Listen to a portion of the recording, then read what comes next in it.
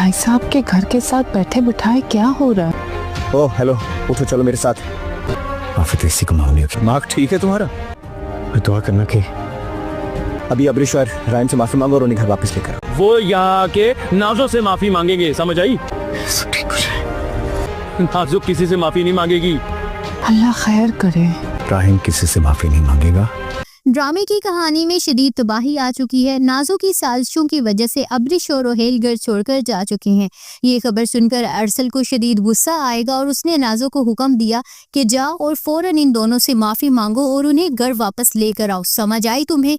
लेकिन मैदान में कौन खड़ा हो गया? मासूम सा उमर। उमर ने अरसल को आकर रोक लिया और एक बड़ा मुतालबा कर दिया कि नाजो किसी से माफी नहीं मांगेगी, बल्कि अब्रिश और रोहेल को नाजो से माफी मांगनी पड़ेगी। अब घर में दो भाइयों के दरमियान इतनी बड़ी लड़ाई छिड़ गई है कि अरसल भी घर छोड़कर चला जाएगा। घर में अब कौन बाकी रह जाएगा? ये तनाव और इस हंगामे का अंजाम देखने के लिए वीडियो को अंत तक लाजमी देखिएगा।